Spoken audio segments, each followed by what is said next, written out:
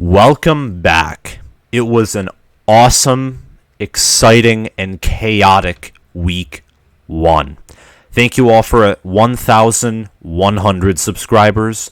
If you watch this show and really enjoy it, make sure to subscribe right now. It's just that simple. Hit that notification bell so you can get notified right when I post my content.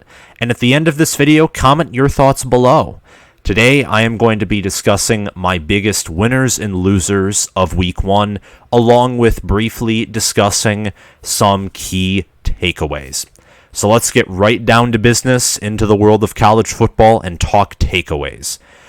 First one is Alabama is number one by a mile, beating the 14th ranked team, who I had ranked 15th, 44-13, is something else. It's absolutely something else. That is discipline, that is dedication, that is greatness, eliteness. That's just Nick Saban, honestly. You know, Ohio State only beating Minnesota 45-31 and Georgia only beating Clemson 10-3. Though Ohio State and Georgia and Alabama are my number 3, number 2, number 1 teams in that order. They're all really good. They're on their own level. Clemson has temporarily been kicked out of that level, in my opinion, just because of how their O-line performed and how just their offense entirely and their weaker conference performed in general.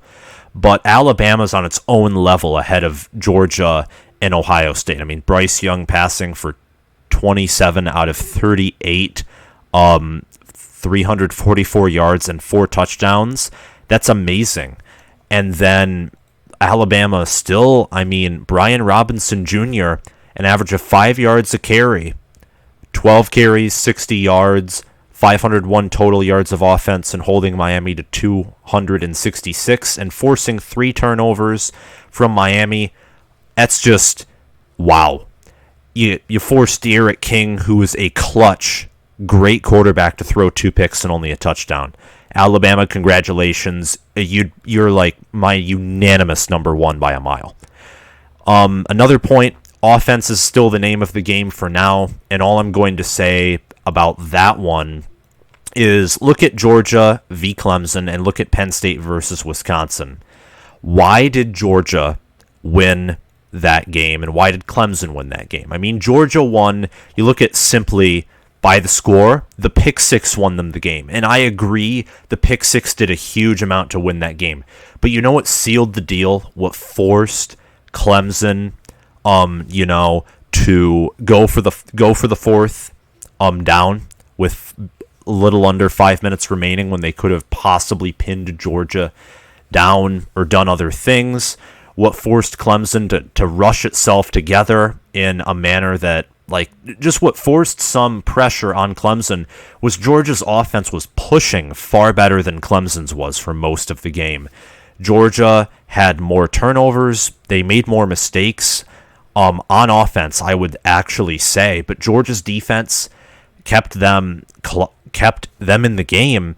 And in the end, it was Georgia's offense just, not only leading in time of possession and gaining more yards, but Georgia's offense pressuring Clemson to just do something, really. And that just combined with Georgia's amazing defense led to Georgia's win against the number 3 team in the nation.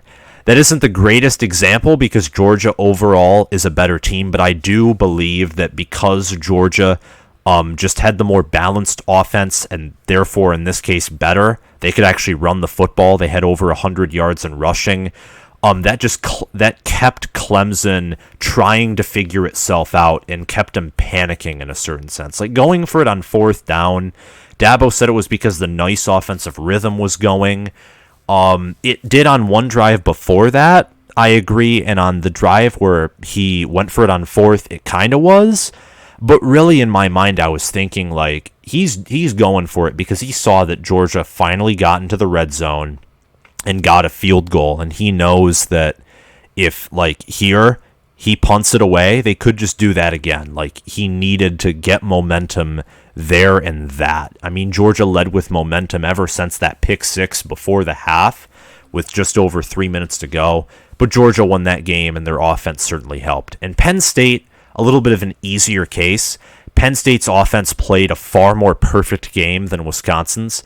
Penn State, Sean Clifford just being the better quarterback than Graham Mertz. Mertz had 2 interceptions, I'd say assisted in another fumble that was given up too. So he's responsible for mostly all the 3 turnovers that Wisconsin had. Clifford not making a single turnover, throwing that touchdown pass to Dotson. Clifford is not the best quarterback by any means. He struggled with accuracy. Doubt he's going to improve. But Penn State's offense just being the better offense in this game. And even with special team issues, Penn State's offense just forcing Wisconsin to go into that panic mode where they only passed, didn't rely on the run, forced Wisconsin out of their comfort zone, won them the game. Just like the Georgia game, the defense helped in that, but the offense in these 2 games, in my opinion, Georgia forcing Clemson to stop on 4th and 4, 4th and 5, and then running out the last few minutes with their just better offensive line supporting the run game. And Penn State, just that passing game really finally got behind Wisconsin's defense. And in the end, the run game started to as well. So the offense just finishing off those defensive battles and proclaiming the victor. Third, the Pac-12 North is atrocious. Only Oregon won their game, and they struggled against Fresno State.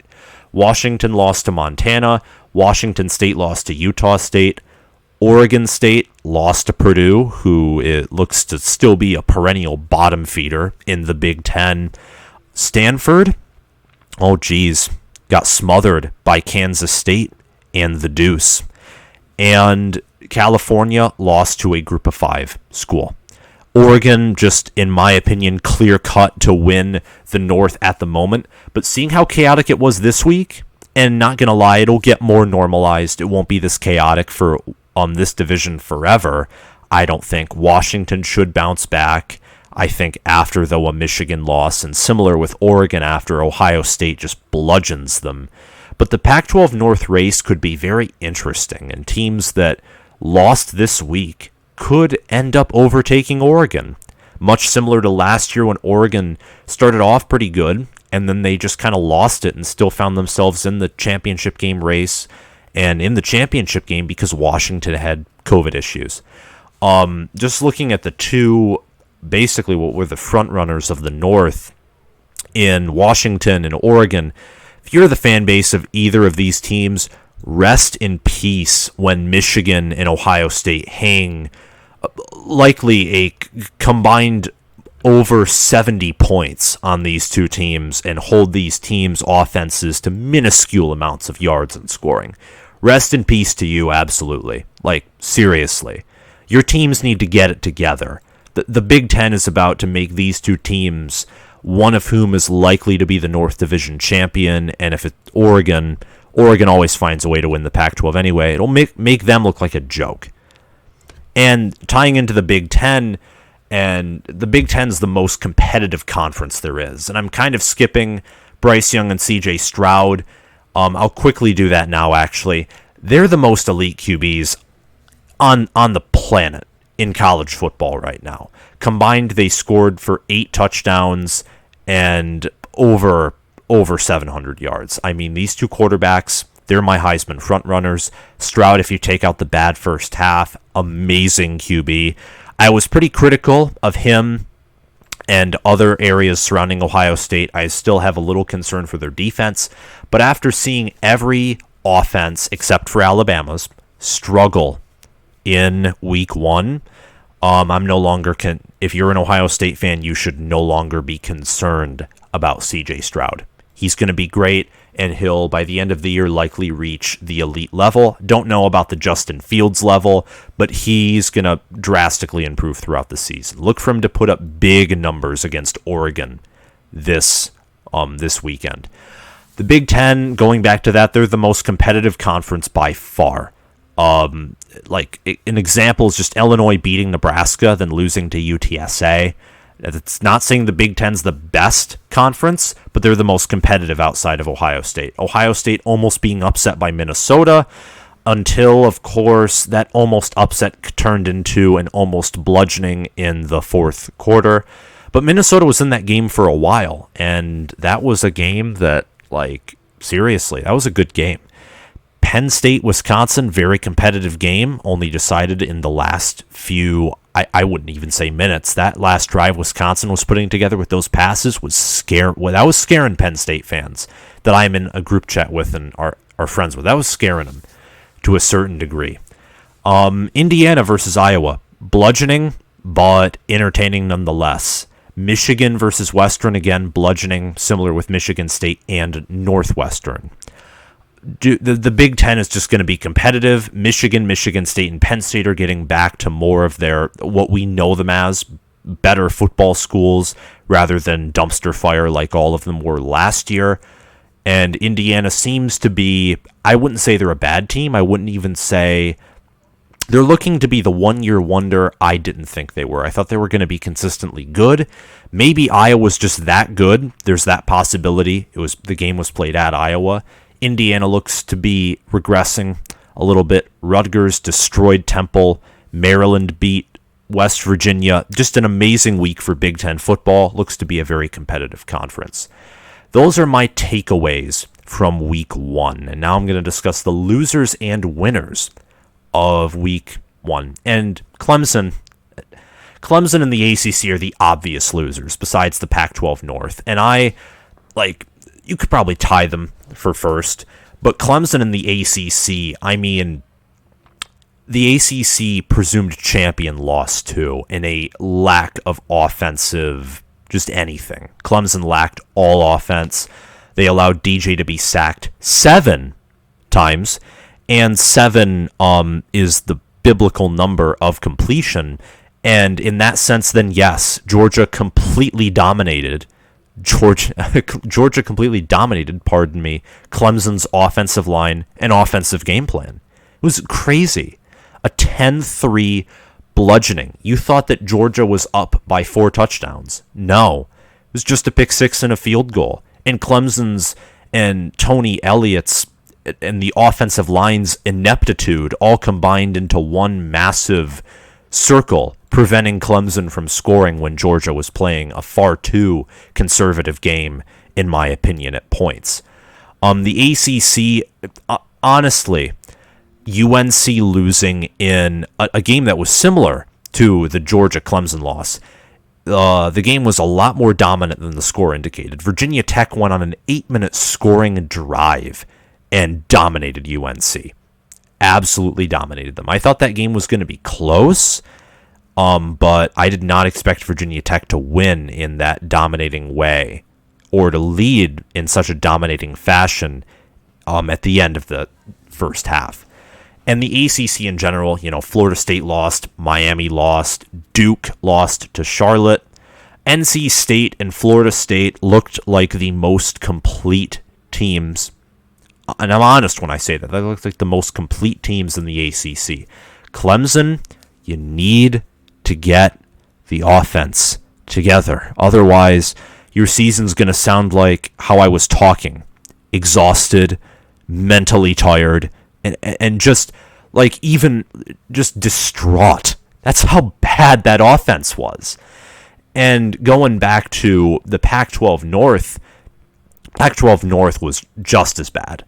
Clemson and the ACC only triumph it because that conference is constantly been a playoff contender. They've brought more teams to the playoff and more national titles to their conference than the Big Ten has. The fact they took so many L's this week is just embarrassing.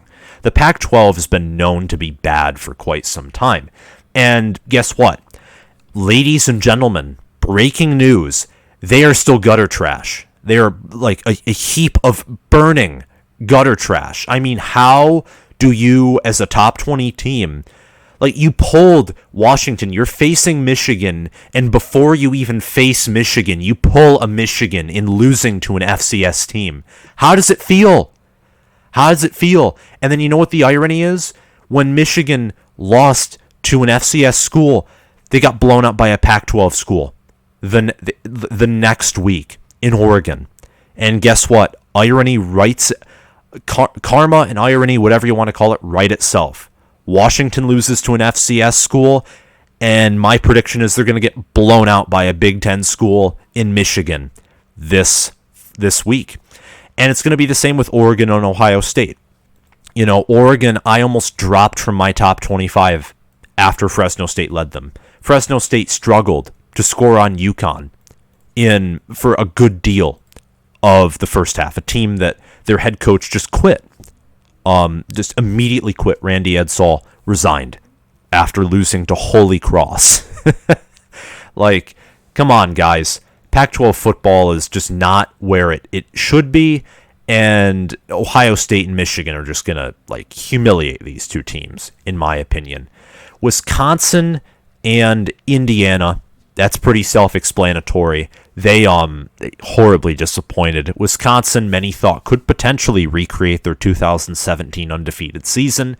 Those hopes are already over. Their offense looked exactly like last year's, just not in a good position. And Indiana, dude, just, oh my gosh, I did not expect them to lose that badly to Iowa. I thought they'd lose. It's hard to win in Kinnick Stadium unless you're a Nittany Lion. But Indiana just, my goodness, like, that was a disappointment. And then LSU and Vanderbilt. Vanderbilt, you are bad. You are not bad enough to lose to an FCS school like Eastern Tennessee, for starters, or Eastern Tennessee State, I believe.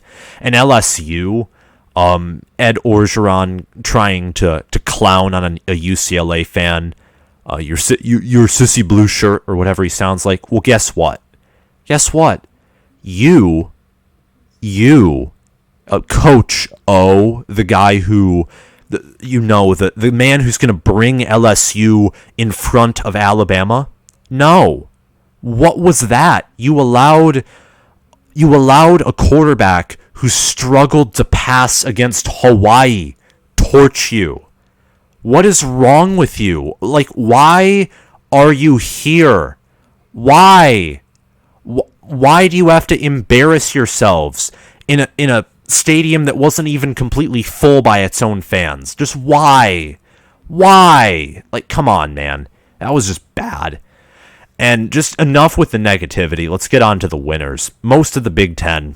And Michigan State is the key front runner in the win department, I would say, pretty confidently. Mel Tucker came out and destroyed Northwestern, which is a testament to probably how bad Northwestern is and how improved Michigan State is at the same time.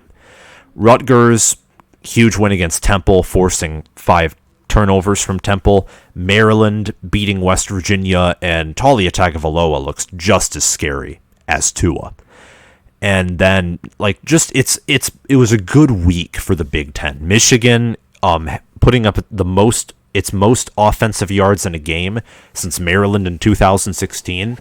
Not really a good win. I'd say that's like a borderline in the win department if we're talking about like biggest winners and losers. And I'm only saying that because people did not expect Michigan to beat Western Michigan this badly. And Western Michigan is improved greatly under Tim Lester, but still, it's Michigan versus a group of 5 opponent. What did you expect? Penn State got a really big win, very close to Mel Tucker and Michigan State. I'd say those are the 2 biggest winners. Ohio State just behind them because Minnesota's a very underrated team. R.I.P. to Mo Ibrahim's career, though. He ruptured his Achilles. That just sucks. But Penn State, Ohio State, and Michigan State, and I'd even put Minnesota, too. Minnesota came out and showed that they can contend for 2.5 quarters with a top 3 team that I have going to the national championship game. Like, seriously. Penn State could rematch with Ohio State and Indy to end the regular season. Georgia and Alabama are big winners. Alabama because they just reloaded. Their quarterback set a new record for most passing yards and touchdowns in an opener. Georgia, I mean, they destroyed the narrative right off the bat that Kirby Smart can't beat really good coaches. Kirby Smart, remind you, has a Nick Saban problem. Not beating elite head coaches, just beating Nick Saban. That's his problem. Everyone else, I mean, to be real with you, Kirby Smart could totally be the second best coach. I'm not going to say he is, but he totally could be. His only obstacle in reality is Alabama. That's his only obstacle.